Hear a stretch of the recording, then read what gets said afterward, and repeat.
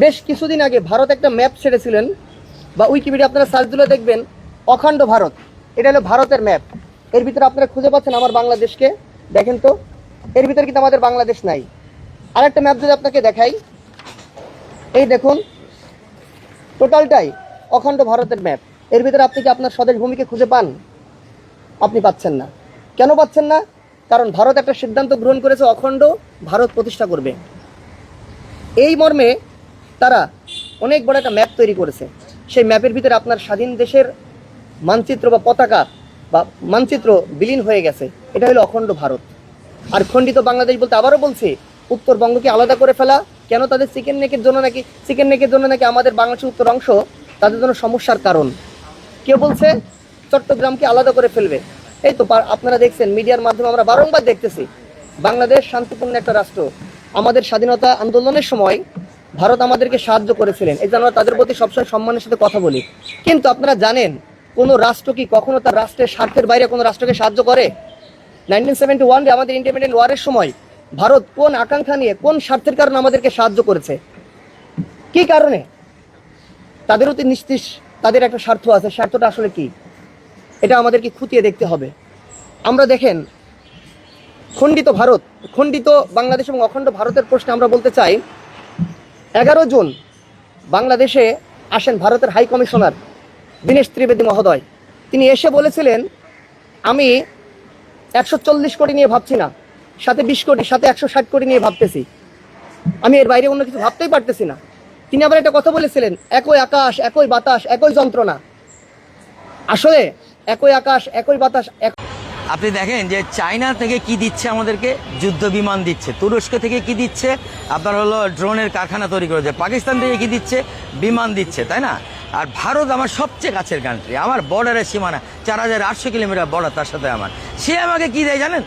আমাকে দেয় গাঁজা, আমাকে দেয় হিরোইন, আমাকে দেয় মদ, আমাকে দেয় জুয়া খেলার সামগ্রী, যত রকম ফ্যান্সি ডিল, আপনার যত রকম বাজে ইয়াবা থেকে শুরু করে যত রকম বাজে সরঞ্জাম, নেশা জাতীয় সরঞ্জাম, যেই নেশা করলে আমার তরুণ, আমার কিশোর ছেলেরা নষ্ট হয়ে যাবে, বাংলাদেশের অদূর ভবিষ্যৎ অন্ধকারে ডুবে যাবে, ভারত সবসময় আমাকে সেগুলো দিয়ে হেল্প করে। এটাকে অনেকে হেল্প বলে।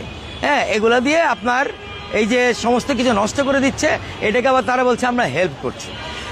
ভারত যদি মারতে চাইতো তার সীমান্তে, ভারতের মারা উচিত ছিল এই লোকগুলাকে।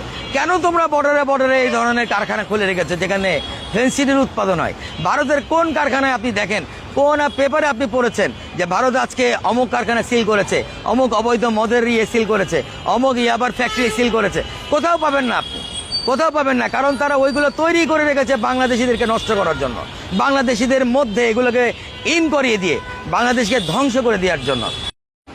জুতা মেরে গরু দাম, ভারতে ভিজিট ভিসা খুলে দিয়েছে যেন বাংলাদেশের মানুষরা ভারতে গিয়ে চিকিৎসা করে এবং কলিকাতার গিয়ে যেন বিভিন্ন ব্যবসা বাণিজ্য তারা করতে পারে এবং আরো অন্যান্য এক্সপোর্ট ইম্পোর্ট যেন করতে পারে। সেই খুশিতে আনন্দে কলিকাতার বাবুরা একজন আরেকজনকে মিষ্টি মুখ করাচ্ছে। ভারত সরকারকে ধন্যবাদ জানাচ্ছে এত সুন্দর পদক্ষেপ করার জন্য।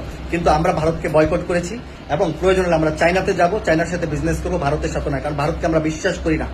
এবং ভারতে আমাদের মুসলিমদের উপর যে অত্যাচার নিপীড়ন করছে, জোরপূর্বক জয় শ্রীরাম বলাচ্ছে, মসজিদে নামাজরত অবস্থায় ঢোল বাজনা বিভিন্ন বাঁশি ফোয়াচ্ছে, যারা নামাজ বিঘ্নিত হয়, মুসলমানদেরকে নামাজ পড়তে দিবে না এবং মুসলমানদের ধর্মীয় গ্রন্থাগার, মসজিদ, মাদ্রাসা ভেঙে ফেলা হচ্ছে রুলার দিয়ে। তারা ভারতে মুসলিম নিধন করবে, ভারতে মুসলিম থাকতে পারবে না, মুসলিমকে ধ্বংস করে দিবে এবং বাংলাদেশের বর্ডার রূপে, ভারতের বর্ডার থেকে বাংলাদেশের উপর অত্যাচার করতেছে। রাম মন্দির স্থাপনা করে বাংলাদেশের উপর একটা সাম্প্রতিক দাঙ্গা লাগানোর চেষ্টা করছে সেই ভারত। যদি ভারতের প্রধানমন্ত্রী, রাষ্ট্রপতি তারা যদি বাংলাদেশের মানুষের কাছে ক্ষমা চায়, তাহলে বাংলাদেশের মানুষ ভেবে দেখবে ভারতের ভিসা তারা অ্যাকসেপ্ট করবে কিনা। আমার পক্ষ থেকে আমি ভারতকে বয়কট করলাম। আপনাদের পক্ষ থেকে কি করবেন সেটা আপনারা বলবেন। আমরা দেখতে চাই বাংলাদেশের দেশপ্রেমিক কারা আর গাদ্দার কারা বর্তমানে ভারতের এই সুযোগ সুবিধা নিয়ে ভারতে যাবে না চায়না যাবে, সেটা আমরা দেখতে চাই। প্রিয় দেশবাসী, অবশ্যই লাইভটা শেয়ার দিবেন যেন সমস্ত গাদ্দার এবং দেশপ্রেমিক গুলো চিনতে পারি। ধন্যবাদ সবাই। হে বাংলাদেশের জনগণ, মনে পড়ে 24শে আন্দোলনের এই দৃশ্যগুলোর কথা? সেই দিন কিন্তু এইখানে ওই সালাহুদ্দিনের সন্তান কিংবা তারেক কন্যা জাইমা রহমান ছিল না, ছিল কোনো এক সাধারণ বাবা মায়ের সন্তান যারা তাদের সন্তানদেরকে রাজপথে নামিয়ে দিয়েছিল এই বাংলাদেশ থেকে। স্বৈরাচার, দুর্নীতি ও চাঁদাবাজ মুক্ত সুন্দর একটা বাংলাদেশ গঠন করতে তাদের কারণেই আজকে বছরের পর বছর কারাগারে আটকা থাকা মানুষটাও সংসদে দাঁড়িয়ে কথা বলতেছে, যে কিনা কারাগার থেকে মুক্তি পাওয়া তো দূরের কথা, বেঁচে থাকার আশাটাও ছেড়ে দিয়েছিল। তারাই আজকে এই জুলাই সনদকে অস্বীকার করতেছে। তাদের উদ্দেশ্যে শুধু একটা কথাই বলতে চাই, যাদের রক্তের বিনিময়ে সংসদে গিয়ে কথা বলতেছেন তাদের সাথে গাদ্দারি করেন না। জনগণ খেপলে কিন্তু কাউকেই ছাড়বে না। দর্শক, জুলাই যোদ্ধাদের পক্ষে থাকলে এখনই ফলো দিয়ে ভিডিওটা শেয়ার করে দেন। মাননীয় সদস্য আমিনুল হক, you cannot vote for this. Neither yes nor no. কারণ আপনি দুঃখজনকভাবে নির্বাচিত নন। আপনি সংসদে থাকলে আমরা আরো খুশি হতাম, তবে এইসব ভোটিং এ অংশগ্রহণ করবেন না অনুগ্রহ করে। যেখানে শিল্প কারখানা রয়েছে, যেখানে স্থলবন্দর আছে, এখানে ঐতিহ্যবাহী সকল অবস্থিত। এখানকার মানুষের সাথে কি ধরনের প্রতারণা এই ধরনের বিদ্যুৎ ব্যবস্থা তারা দুর্নীতি কর্তৃপক্ষ করছে আমরা অবগত হয়েছি, আমাদের নেতৃবৃন্দ অবগত হয়েছে যে অনেক সময় আমাদের যেখানে 5 মেগাওয়াট বিদ্যুৎ দেওয়ার কথা সেখানে আমাদের 3.8 মেগাওয়াট দেয়, 2.8 মেগাওয়াট দেয়। 24 ঘন্টায় যাতে আমরা 8 ঘন্টা পাইয়ে থাকি, অনেক সময় 10 ঘন্টা পেয়ে থাকি। সবচেয়ে দুঃখজনক হচ্ছে আমাদের জন্মের পর থেকে দেখেছি বাজেট হওয়ার আগে নিত্য প্রয়োজনীয় দ্রব্যের দাম বেড়েছে, কিন্তু এই প্রথম দেখলাম বাজেট হওয়ার পরে নিত্য প্রয়োজনীয় দ্রব্যের দাম কমেছে। কারণ আমাদের নেতা জনাব তারেক রহমান জনগণের কথা চিন্তা করে।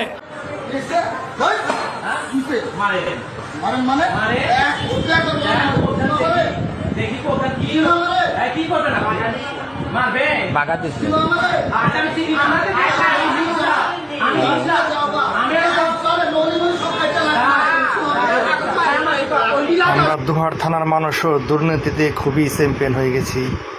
দেখেন, খাল খননের নামে এখানে খাল চাষতেছে। এটা কি দরকার এখানে চাইছে এটা নষ্ট করার? আরও এটা খাল চাষলে কি বোঝা যাইব এটা নতুন করে খনন করা হয়েছে? এগুলি আলতো ফালতো কাজ না করে সারা বাংলাদেশে কারেন্টে খুব ডিস্টার্ব দিতেছে। আমি তো মনে করি যে কারেন্টের দিকে সরকারের নজর দেওয়া দরকার। আপনারা কি করেন অবশ্যই কমেন্টে জানাবেন। 19 জুলাই বৈষম্যবিরোধী ছাত্র আন্দোলনের কেন্দ্র করে একটা ঘটনায় আমাদের রামপুরা থানা অ্যাটাক করলে তখন আমাদের আইন শৃঙ্খলা রক্ষার্থী এবং কমিশনার স্যার ওয়ারলেসের মাধ্যমে মেসেজ দেন যে আইন শৃঙ্খলা রক্ষার্থী তোমরা চায়না ফায়ার করো। তখন থানা থেকে যে যার মতো অস্ত্র টস্ত্র নিয়ে আমরা ওটা প্রতিহত করি এবং ওই কানিসে যে ছেলেটা ঝুলেছিল তাকে আমি নামার জন্য বলেছি যে তুমি চলে যাও। তখন কে ফায়ার হয়ে যায় স্যার। ফায়ারটা কি করছেন? আপনি করছেন আর কে করছেন? বলেন আপনি কি করছেন আর আপনার সাথে কে কে করছে? তরিকুল ছিল আর আপনি করছেন? কয় রাউন্ড করছেন? আমার ওটা খেয়াল নাই স্যার। তরিকুল কয় রাউন্ড করছে? তরিকুল স্যার উনি মনে বেশি করছিল স্যার। আমার স্যার একদিকে খেয়াল নাই এটা। ঠিক আছে। 2019 সাল থেকে আজ পর্যন্ত প্রতি বছর শিক্ষার্থীরা ভর্তির সময় যে টাকা তারা ডাকসুর জন্য তারা দিয়ে থাকে, প্রতি শিক্ষার্থী 60 টাকা করে দেয়, সেই হিসাব করলে প্রায় 1,24,00,000 টাকার উপরে টাকা শিক্ষার্থীদের পক্ষ থেকে আসে। সেই শিক্ষার্থীদের টাকাটা পর্যন্ত আমাদেরকে এখন পর্যন্ত দেওয়া হয় নাই। তাহলে বিশ্ববিদ্যালয় যদি আমাদের সাথে শিক্ষার্থীর সাথে জুলুম করে তাহলে আমরা যাবো কার কাছে? তাহলে বিশ্ববিদ্যালয় প্রশাসন যেই টাকা আমার জন্য বাজেটের জন্য ইউজিসি থেকে বরাদ্দ হয়, সরকার থেকে বরাদ্দ হয়, সেটাই ব্যয় করতে পারে না। আবার আমরা বলছি হচ্ছে আমাদের যে বাজেট, আমরা বাজেট পাচ্ছি না, বাজেট যা পাচ্ছি সেটা আমি ব্যয় করতে পারছি না। সারা দুনিয়াব্যাপী আমরা যত বিশ্ববিদ্যালয় দেখতে পাই, সেই বিশ্ববিদ্যালয়গুলোতে এটাই দেখতে পাই, বিশ্ববিদ্যালয়ের মূল কাজ হচ্ছে পড়াশোনা করা এবং গবেষণা করা। সেই জায়গা থেকে যদি আমরা ঢাকা বিশ্ববিদ্যালয়ের অবস্থা দেখি, বিশ্ববিদ্যালয়ের যে ওভারঅল বাজেট, আমরা যদি 2024, 25, 26, 27 সেশনের যে বাজেট বরাদ্দ দেওয়া হয়েছে, যে মূল বাজেট আমাদের এই বছর মূল বাজেট দেওয়া হয়েছে 949 কোটি টাকা, এর আগের বছরে 973 কোটি টাকা, এবং সেখানে গবেষণায় বাজেট বরাদ্দ দেওয়া হয়েছে মাত্র 2% গত বছর, এবং এবছর আমরা জানতে পারলাম কোনো ধরনের আমাদের বরাদ্দ দেওয়া হয়নি। এটা জাতি হিসাবে এটা আমার জন্য একটা কালেকটিভ ফেলিওর, একটা লজ্জার বিষয়। যে বিশ্ববিদ্যালয় জ্ঞান উৎপাদন করবে, সারা দুনিয়াব্যাপী নেতৃত্ব দিবে, সেই বিশ্ববিদ্যালয়ে গবেষণায় কোনো বরাদ্দ দেওয়া হচ্ছে না। এখন আমি একটু দেখছিলাম এখানে অনেকগুলো বড় বড় বই দেওয়া হয়েছে, এগুলো পড়ার জন্য তো মোটামুটি 1 মাস সময় দরকার, কিন্তু তারপর আমি একটু দেখছিলাম কি অবস্থা গবেষণায় কি হচ্ছে। তো আমি দেখতে পেলাম 24-25 সেশনে যে বাজেট বরাদ্দ হয়েছিল গবেষণায়, সেখানে দেওয়া হয়েছে 20,60,00,000 টাকা গবেষণায় বরাদ্দ দেওয়া হয়েছে। এর মধ্যে ব্যয় হয়েছে মাত্র 13,41,00,000। বরাদ্দ ছিল 20,60,00,000 টাকা, আর খরচ হয়েছে 13,41,00,000 টাকা, ল্যাবস হয়েছে 7 কোটি টাকা। তাহলে বিশ্ববিদ্যালয় প্রশাসন যেই টাকা আমার জন্য বাজেটের জন্য ইউজিসি থেকে বরাদ্দ হয়, সরকার থেকে বরাদ্দ হয়, সেটাই ব্যয় করতে পারে না। আবার আমরা বলছি হচ্ছে আমাদের যে বাজেট, আমরা বাজেট পাচ্ছি না, বাজেট যা পাচ্ছি সেটা আমি ব্যয় করতে পারছি না। তো এটা আমি আগের যে প্রশাসন, আমি তাদের কাছে কোয়েশ্চেন করতে চাই, এবং এটার সাথে যারা জড়িত ছিল আমাদের নিশ্চয়ই এটা আইডেন্টিফাই করে সেটা বের করা দরকার। এবং এই বছরে 2026 সেশনের যে প্রকৃত ব্যয়, সে প্রকৃত ব্যয় আমি মার্চ পর্যন্ত দেখছিলাম, সেখানে আমাদের এই বছরের গবেষণায় বরাদ্দ ছিল 21,57,00,000 টাকা। তো মার্চ পর্যন্ত ব্যয় হয়েছে মাত্র 124 কোটি টাকা। এখানে খাতওয়ারি ব্যাখ্যা দেওয়া আছে 1,24,00,000 টাকা।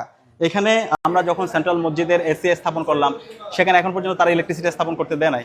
আমরা সেন্ট্রাল ফিল্ডের জন্য 2 কোটি টাকার বাজেট নিয়ে আসলাম, সেটা বিশ্ববিদ্যালয় প্রশাসনকে বলেছি, তারা করতে দেয় না। যখন আমরা নিয়ে আসলাম সেই জায়গায়ও তারা এই কাজগুলো আমাদের করতে দিচ্ছে না, যে ফান্ড আমরা নিয়ে আসতেছি। এইভাবে তো হয় না। যখন এই বছর কোনো বাজেটে রাখা হয় না গবেষণার জন্য, বিশ্ববিদ্যালয়ের বাজেটের দরকার নাই, বিশ্ববিদ্যালয় গবেষণার দরকার নাই, বিশ্ববিদ্যালয়ে তাহলে আমাদের কাছে কি মনে হলো, বিশ্ববিদ্যালয়ের কাজ হচ্ছে তার রাজনীতি করা। তাহলে এইভাবে তো একটা বিশ্ববিদ্যালয় টিকতে পারে না। এখানে যারা শিক্ষার্থী আছে, শিক্ষার্থীদেরকে নিয়ে বিশ্ববিদ্যালয় প্রশাসনের কোনো ভাবনা নাই। এবং একই সাথে বিশ্ববিদ্যালয় অধিকতর উন্নয়ন প্রকল্প 2841 কোটি টাকা, যেটা প্রায় আজকে 1 বছর হয়ে যাচ্ছে। এই প্রকল্প এতদিনে আমরা দৃশ্যমান হওয়ার কথা ছিল। এই প্রকল্পের আওতায় আপনারা জানেন বিশ্ববিদ্যালয়ে ছাত্র এবং ছাত্রীদের জন্য মোট 10টা হল নির্মাণ হওয়ার কথা। সেই প্রকল্পের নির্দিষ্ট কোনো আউটলাইন তারা দিতে পারেন নাই। তো আমাদের কাছে মনে হচ্ছে এই টাকাটাও এইভাবে করতে করতে কখন যে বাতিল হয়ে যায়, ল্যাপস হয়ে যায়, সেটা নিয়ে আমরা আশঙ্কা অনুভব করছি। সেই জায়গায় আমরা যদি দেখতে পাই এগুলো কোনো দৃশ্যমান উন্নতি হচ্ছে না, আমরা বিশ্ববিদ্যালয়ের শিক্ষার্থীদের সাথে নিয়ে আমরা যৌক্তিক আন্দোলন গড়ে তুলবো। তো এই সামগ্রিক বাজেটে আমরা যখন মিলাচ্ছিলাম সব মিলাইয়ে আমরা হতাশ হয়েছি। বিশ্ববিদ্যালয়ের যে মূল কাজ, আমরা যে কথাটা বারবার বলছিলাম, বিশ্ববিদ্যালয়ের মূল কাজ হচ্ছে জ্ঞান অর্জন করা, জ্ঞান উৎপাদন করা, গবেষণা বাজেট, বিশ্ববিদ্যালয়ে পর্যাপ্ত বাজেট দেওয়া, যেটা আমরা আমাদের পার্শ্ববর্তী দেশ ভারতে দেখতে পাই। অথবা যদি আমরা আরেকটু উন্নত দেশে যাই, সেখানে দেখতে পাই যে বাজেট বিশ্ববিদ্যালয়ে থাকে তার প্রায় 10 থেকে 15% গবেষণায় বাজেট থাকে। আরও যদি আমরা উন্নত বিশ্বে দেখি, সেটা যদি আমরা অক্সফোর্ড, ক্যামব্রিজ এই বিশ্ববিদ্যালয়গুলো দেখি, প্রায় 25 থেকে 30% ওভারঅল বাজেটে বরাদ্দ দেওয়া হয়। কিন্তু আমরা দেখতে পেয়েছি গত বছর অর্থ বছরে 25-26 যে অর্থ বছর ছিল, সেখানে ঢাকা বিশ্ববিদ্যালয়ে গবেষণায় বাজেট দেওয়া হয়েছে মাত্র 2%। আচ্ছা, এরপর এই বছর কোনো বাজেটে রাখা হয় না গবেষণার জন্য। বিশ্ববিদ্যালয়ের বাজেটের দরকার নাই, বিশ্ববিদ্যালয় গবেষণার দরকার নাই, বিশ্ববিদ্যালয়ে তাহলে আমাদের কাছে কি মনে হলো, বিশ্ববিদ্যালয়ের কাজ হচ্ছে তার রাজনীতি করা। তাহলে এইভাবে তো একটা বিশ্ববিদ্যালয় টিকতে পারে না। তো তখন আমরা সেই প্রশ্ন উত্থাপন করেছি, এবং আমরা একই সাথে দেখছিলাম যে 2% বাজেট দেওয়া হয় সেটা কি আসলে ব্যবহার হয় কিনা। তো আমরা দেখছিলাম 24-25 অর্থ বছরে যে হচ্ছে আমাদের বাজেটের দেওয়া হয়েছে গবেষণায় 2% বাজেট দেওয়া হয়েছিল প্রায় 2000 কত কোটি টাকা। এর মধ্যে 21 কোটি টাকার যে বাজেট দেওয়া হয়েছে, তার মধ্যে ব্যয় হয়েছে 1300 কোটি টাকা, 13 কোটি টাকা। 21 কোটি টাকা গবেষণায় বরাদ্দ দেওয়া হয়েছিল, এর মধ্যে ব্যয় হয়েছে 13 কোটি টাকা, আর 7 কোটি টাকা বাদ হয়ে গেছে। তারা খরচ